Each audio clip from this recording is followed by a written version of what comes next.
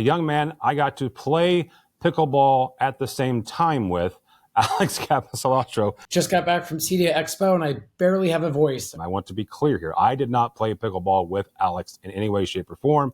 I am not to his level. I was in the beginners section, as our buddy John Siaka put together a really, really nice afternoon. And you can get a hold of him next year and play pickleball with us. Seriously? You can't be serious! That ball is on the line!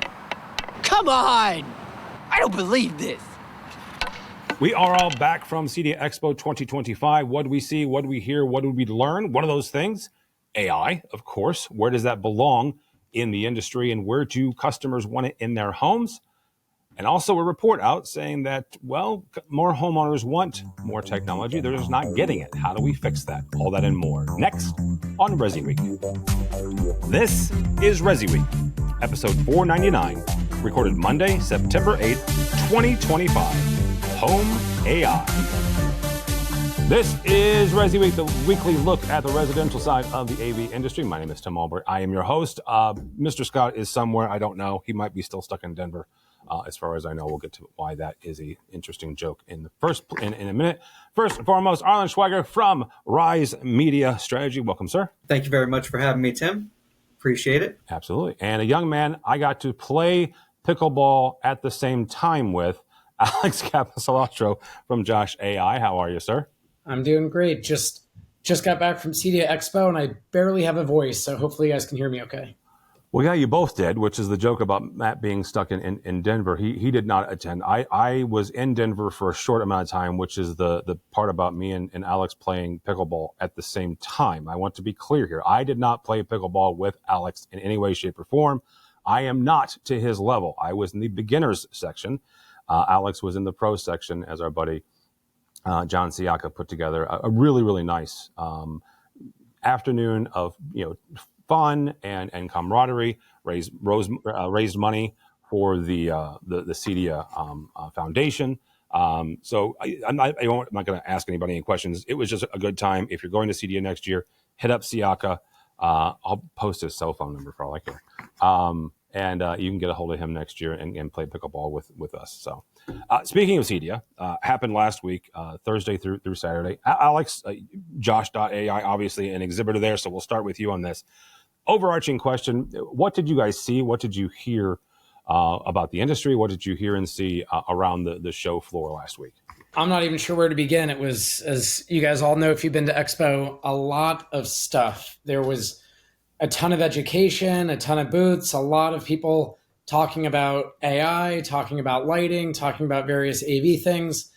I spent probably 90% of my time stuck in the Josh booth. So most of what I saw was what we're working on and hearing anecdotally from people about, what else is going on. But I did get to walk around. I got to do the acoustics demo, which was pretty awesome.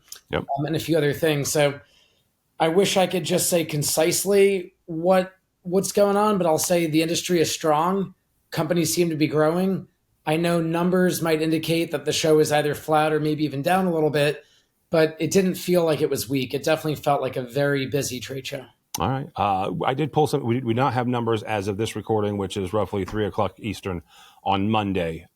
Pulled up last year's numbers. Alex mentioned that 12,300 verified attendees last year. Again, as of this recording, we have no idea how many those are compared to this year. Arlen, you had a change in the last year from the last time you hit CEDIA's show floor. A year ago, you were doing what I was doing, which was running around and interviewing folks. This time around, you've moved over to Rise. You're now representing companies and trying to get folks like me to come see them. But you got a little bit more of a taste than Alex did because, again, as he said, he was stuck in the booth. What did you see in and around the show floor this year? Yeah, I would say I was, I wouldn't say I was stuck with my clients, but I was around our clients, which this year meant a lot of AV demos, which I guess it sounds like I saw more of than Alex, although I did not get to see the acoustics. But I think, for me, it was Ascendo, Mad VR Labs, Movia, and these are all brands that were associated with the SR7 booth at the show, the Soundroom 7, that $1 million home theater. Yeah. So that was just something that was really kind of cool to see. And I think it lived up to, the expectations. When you talk about a $1 million theater, you're putting a big spin on it. You're going for something that, companies are not really used to it. I think we've seen demos kind of certainly tailed off in recent years, as lighting and shades and energy management and other control stuff have come to the fore. But between Sony, between JBL Synthesis, between Soundroom 7, I was in Soundroom 6 a lot, a couple of the other sound rooms, and I was also around Richard Sharshan, who wrote the coffee table book Home Theaterology. And that was, again, it was partially about his love for home theater, but it also included a lot of educational content and inspirational content. From what he told me, business is going very well. We've got several projects lined up for this year. And so it really gave me a good indication that, dedicated home theaters, I think, are back to being, a very appealing sale for integrators. I think it's kind of going back to a little bit of their bread and butter, but their bread and butter is tastier these days, we should say, when it comes to audio and video. I mean, it's just kind of amazing, the Atmos demos that were going on. Yep. The Ascendo had I think it was their new 264-inch infrasonic subwoofers in that room, along with like a dozen other speakers and all that. So to me, that was one of the bigger things that I spent time with at the show, was just the demos and the AV. And I'll include the LED walls within that. That's been a growing category. And, seeing that again at booths like Kaleidoscape, it's the technology is becoming more remarkable every day. All right. I actually want to get into some news that happened last week. And Alex, I'll start with you. When Mitchell pulled these stories, there was a couple different came together. One was that you guys at Josh.ai, you announced the new AI XOS. It weaves together AI intelligence, according to the press release, seamlessly through audio, video, and whole home control using touch, voice, and text interfaces. Now, that came at the same time that Google was announcing Gemini is coming to Google Home.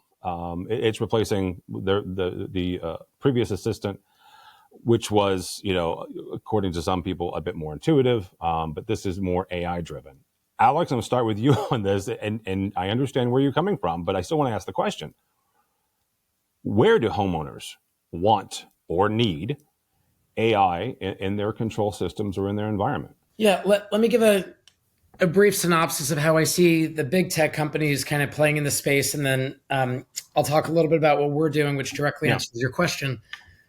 Last year, we had multiple people coming up to us saying, Apple announced that they're doing a reconfigured Siri. It's going to be built into the new Control 4 stuff and other control systems, and you guys are going to go out of business from the Josh.ai perspective.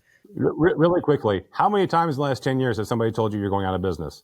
It's pretty much every year when some big company makes some big announcement. Just making sure. We all see what Apple's done with AI, and it's certainly killing them in the market. They really haven't gotten anywhere.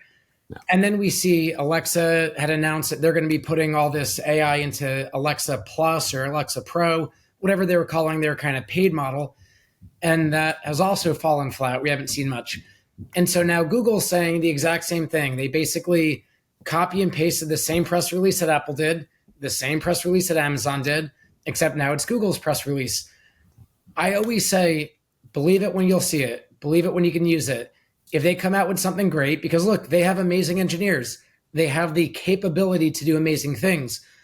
But I don't see them really focused on the smart home the same way that, those of us on this podcast and those listening think about it day in and day out. I can tell you Gemini is amazing from an AI perspective. Gemini is smart. It's got vision. It's got reasoning. I'm always excited when Google's doing new things. But Google Home has been a major disappointment from many different aspects. And from the professional dealer's perspective, I think it's fundamentally flawed for us because it's built for the consumer. They want to sell a smart speaker for someone in a condo, a dorm room, a single bedroom apartment. They're looking for that mass. They want to sell 1 billion units, right? They want to move a lot of volume. And so they're not as focused on integrating this in with everything in a deep way. They certainly have high level integrations. They own Nest, so all the Nest products, they're going to have some aspect of Google and Philips Hue and various devices. But when you're a professional installer putting in a reliable network and a reliable system, I'm not convinced that Google really cares about what we do enough to go deep. So now to get to your question, we announced and what we showed off in our booth as fully working features and demos using AI across security, lighting, music, scene creation, and a bunch of other things.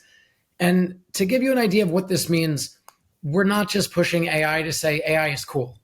I get it. It's a buzzword. People are excited about it's, novel and it's exciting, but that's not how we think about product. We think about product from the standpoint of how do I make the customer experience better? How do I solve problems? How do we provide something that the dealer can go to their client and say, this is something that is going to make your life better. And oh, by the way, you're not going to find anywhere else. So the first thing that we showed off in the booth, and not to make this a total plug, but I think it's just a cool thing that other companies should probably start copying. We integrate with a multitude of door stations. When someone rings a door station, we're all used to getting a notification on our phone, and then you can see the video and you can talk to the person. But what if you're in a meeting? What if you're preoccupied? What if you're in the kitchen cooking? What we do is we use something we call as Josh Vision, where we look at the camera now. We look at the camera, we use our AI to analyze what it sees, and then we send you that as a text notification on your phone. We send it as an alert on your wall-mounted touchscreens, or we just speak it over the speakers in the ceiling. And so what you would hear if you're in the kitchen, for example, is a ding dong, someone's at the front door, followed by a description of what it sees. I see two people. They appear to be a male and a female around, mid-30s. One's holding a bottle of wine. And you can follow up by saying, oh, let them in. I'm expecting them. Yeah. And so the idea is that in that case, AI is helping to give vision to what the cameras see to make your life better. There's so many things that I can share we did, but the one that was most exciting is when we survey dealers, when they build out custom scenes, good morning, good night, stuff like that, these scenes get used every single day. It's a big value prop. It's part of why control systems add value. Otherwise, you would just go to each independent app. So the value is there. But then when we took a look at the data, about half of our dealer deployed systems have 0 scenes created. And on the Josh system, it's probably easier than any other system to create a scene. You can do it simply by typing natural language. You can say for your goodnight scene in natural language, turn off all the lights, lock the door, stop the music. It's really easy to do. But when we looked at what was going on, it needs to involve a conversation where the dealer and the client sit down. You talk about, what do you think you want your good morning scene to do? What do you think you want your good night scene to do? They have to be on site to test it out, program it. There's a lot that goes into it. And so we said, let's use AI to solve this problem. The first thing that we do, Josh will look at all of the devices, their capabilities, and what locations they're in, and it will recommend about 10 to 20 scenes that it thinks you might like. And so you go into the little scene UI on the app, and it's going to say, oh, if you don't have any scenes here, we think you might like a good morning scene. You might like a good night scene. You might like an energy saving scene. And when you go to create that, it's a one tap, it adds it. You can then easily modify or delete it if you decide you don't like it. But it builds a fully comprehensive program scene with conditionals. It's pretty amazing what it does. And so that's meant to give the homeowner access where they can just say, oh, I would like a good night scene, but also the dealer can just tap, one tap, they get the scene made for whichever scenes they want. But then where we went further is we said, what if someone wants a scene that we don't recommend? We don't know everyone's lifestyle. We don't know everything that's going on. We built out a voice command, and this is what we demoed on the show floor, where you can simply say anything in natural text. So for example, you can say, Hey, I'd like to have a scene where I'm going to have some clients visiting. The wife is from Brazil. The husband runs an insurance company. I went to college with them. I want to make sure the dinner's relaxing, but also kind of upbeat. We're probably going to be in the living room and the dining room. It will then take what you said and in about 3 to 5 seconds, fully generate and program a scene. AI generates an image, so it looks great. It recommends voice commands that will trigger it, as well as nice responses. But that scene's going to hit lights, shades, music, fans, fireplaces, you name it. And we're trying to tell dealers, don't expect you just do that and you're done. You still want to go in and fine tune it, verify it does what you need. It might recommend music at a volume that's a little higher, a little lower than you want, so adjust it. But it gets you 90% there, 95% there with just a voice command. So really, it's about using AI to solve these problems that we're learning. Why aren't they adding scenes? Why isn't security better? What can we do to make their life just a little bit nicer? And that's what I'm excited about with AI. Yeah, AI in general, regardless of home application or wherever, gets you 90% of the way there, and that's just my own 2 cents. Arlen, same kind of question: is where do homeowners want AI in their environment? So kind of like what Alex was saying, I see it as sort of this, dual group where you have mass consumers and then you have custom integration consumers. And I think for the mass consumers, they're going to look at something like a Google Home or, Google Gemini, and they're going to say, well, what can we tinker around with? What can we attach this to? Like you said, a smart speaker, that might be all they're looking for.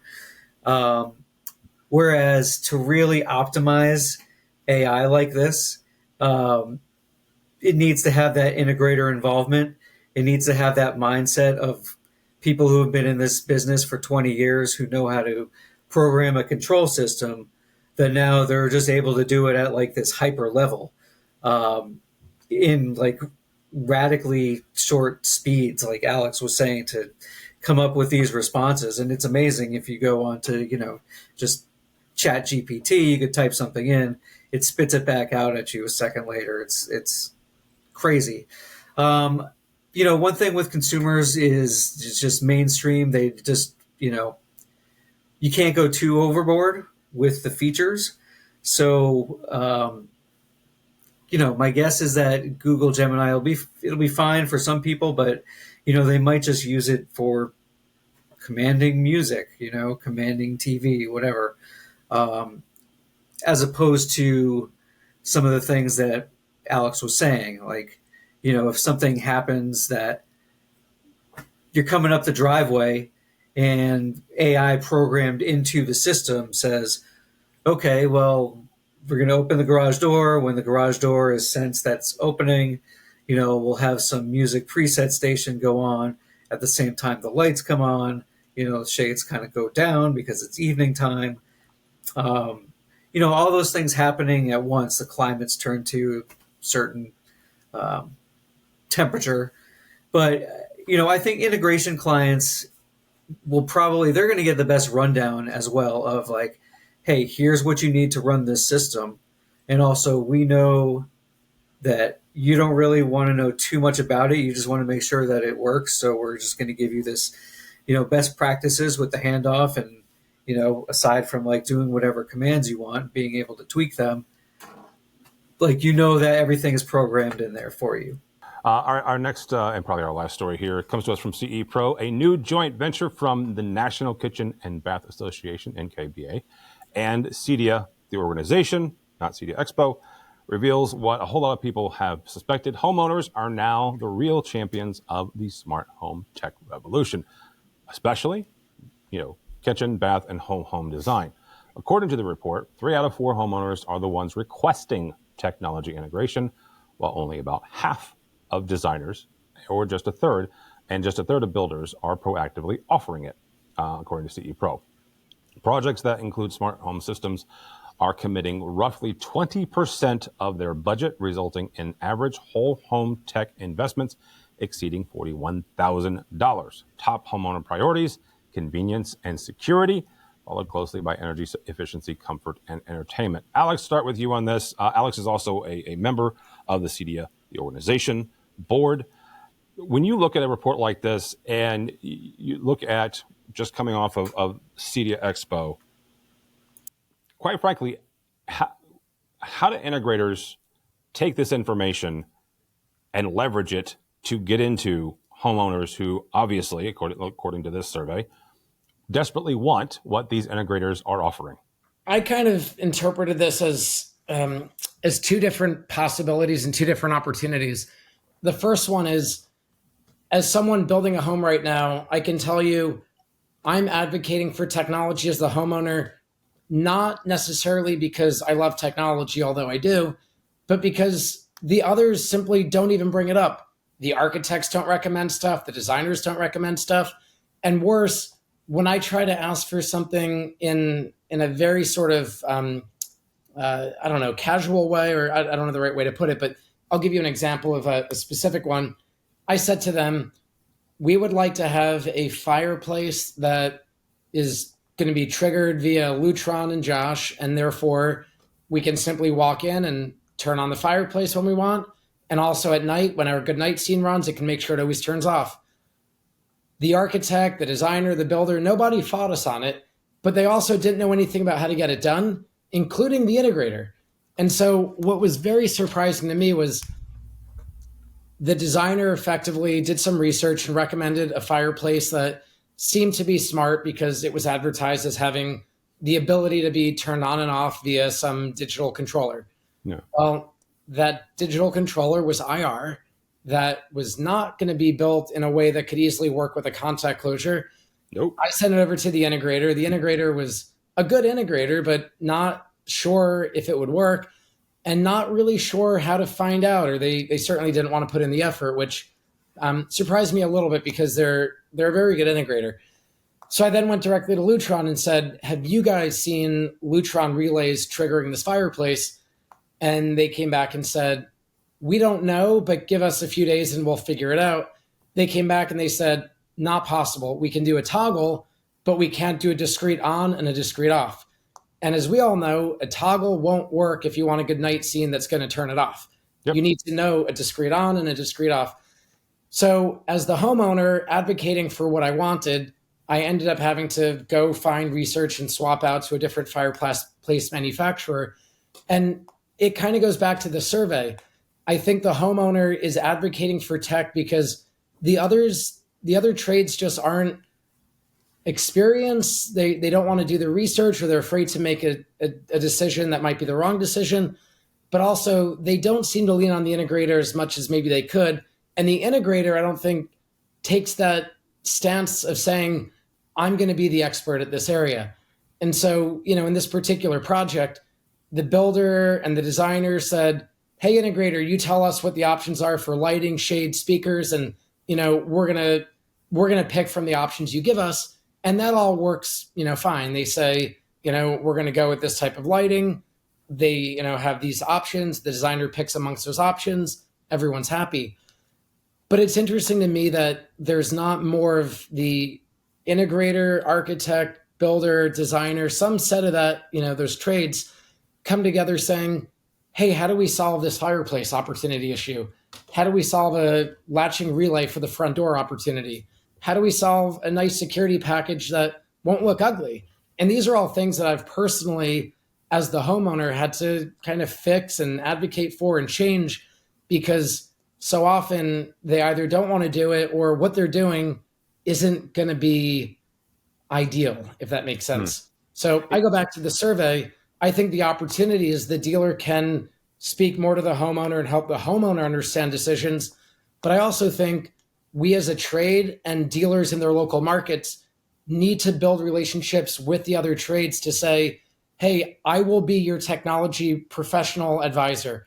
I will help make sure that if you want to have smart fireplaces, smart, accessories, smart, kitchens, whatever, even if it's not the thing I deal with day in and day out, I will work with you because it's important to this project, as opposed to saying, I do theaters, I don't know about that other stuff, which seems to be what is happening from what I can tell. Arlen, same kind of question is how do these dealers, leverage this information, quite frankly, and to Alex's point, educate these other trades, become the AV cheerleaders that the industry needs. Yeah, well, I think especially with interior designers, if they're looking at flow of a home, they're looking at potential resale value, and they're looking at the important spaces in a home. Obviously, integrators, might be looking at living rooms and rec rooms as, okay, these we can really go with. But, when it comes to home values, the spaces that are kind of the most important are the kitchen and the primary bathroom. I think most people know that that's where a lot of the investment goes, whether it's new construction or renovation. And I think, integrators have done a great job of moving away from selling specs to selling stories. And so when they can get that kind of vision into a homeowner or potential homeowner's head about, hey, you can walk into your primary bathroom in the morning and, the lighting will gently fade up, your music or your NPR or whatever will come on while you're taking a shower, whatever, all sorts of other things that could happen there. Same thing with the kitchen, where you're going to, we're going to layer in this amazing lighting system so that, when you're preparing meals, it looks different than when, you're cooking to when you're serving and all that stuff.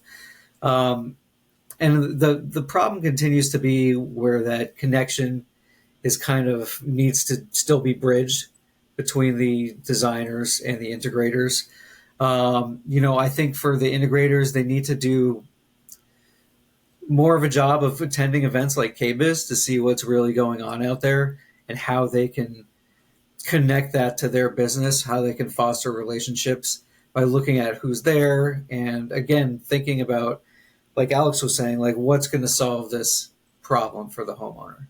So I would think that, between that, what's going to solve the problem, and hey, what are your dreams for this space? When you're talking to integrators who are always dealing with, homeowners' dreams for spaces, they just involve technology.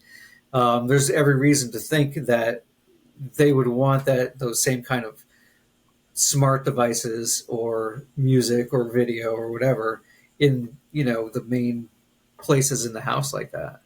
Absolutely. All right, gentlemen, that'll do it for us. Thank you both so much. Alex Capecelatro from Josh.ai. Thank you, sir. How do people connect with you or Josh.ai? Best thing is just head over to the website, which is Josh.ai. From there, you can see all of our socials. I respond on pretty much everything, as does my team. So happy to be in touch, and appreciate the conversation today. Absolutely. Thank you, sir. Arlen Schweiger from Rise Media. Thank you, sir. How do people connect with you or Rise? Sure. They can go to the website at risemediastrategy.com, and my email they can find me is just arlen@risemediastrategy.com. So thanks again for having me today, Tim. Absolutely. Thank you guys both so much. Mr. Scott will be here back next week. At least he better be, because I will not be here. I will be heading to IBC in about 24 hours time from this recording. So you can check me out as I go over across the pond to Amsterdam to check out all of the European version of a broadcast. But go by the website, if you would, please, AVNation.tv. That is AVNation.tv. You will find this program and a host of others. If you want to know what I talk about on the commercial side, you can listen to AV Week. But there are so many better ones to listen to, like State of Control, Women in AV, as well as our higher education podcast, EdTech. So go by the website, avnation.tv. It's avnation.tv. Thanks so much for listening. Thank you so much for watching. That is all the time we have for ResiWeek. The network for the AV industry. What are you listening to? This is AV. This is AVNation. This is AVNation.